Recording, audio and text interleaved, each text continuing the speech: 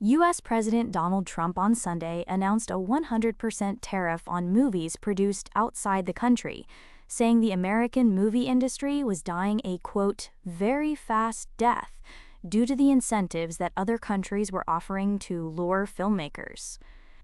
This is a concerted effort by other nations and, therefore, a national security threat. It is, in addition to everything else, messaging and propaganda, Trump said on Truth Social. Trump said he was authorizing the relevant government agencies, such as the Department of Commerce, to immediately begin the process of imposing a 100% tariff on all films produced abroad that are then sent into the United States. He added, "We want movies made in America again." Commerce Secretary Howard Lutnick said on X, "We're on it." Neither Lutnick nor Trump provided any details on how the tariffs would be implemented. It was unclear if the tariffs would apply to movies on streaming services as well as those shown in theaters, or if they would be calculated based on production costs or box office revenue. Hollywood executives were trying to sort out details on Sunday night. The Motion Picture Association, which represents the major studios, had no immediate comment. In January, Trump appointed Hollywood veterans Jon Voight, Sylvester Stallone, and Mel Gibson to bring Hollywood back bigger, better, and stronger than ever before. Movie and TV production has been exiting Hollywood for years, heading to locations with tax incentives that make filming cheaper.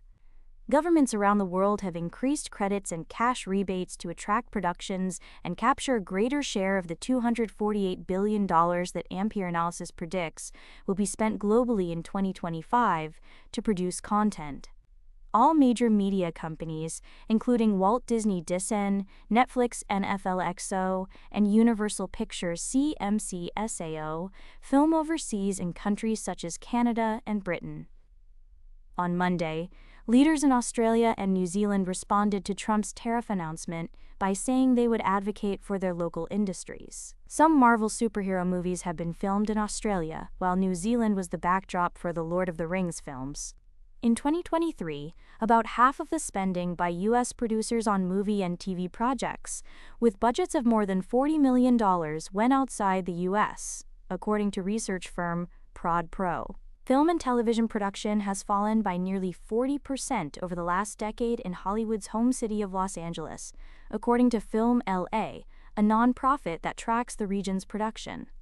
The January wildfires accelerated concerns that producers may look outside Los Angeles, and that camera operators, costume designers, sound technicians, and other behind-the-scenes workers may move out of town rather than try to rebuild in their neighborhoods.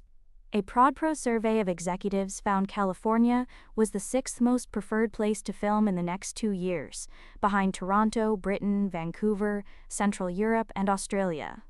Hollywood producers and labor unions have been urging Governor Gavin Newsom to boost the state's tax incentives to better compete with other locations.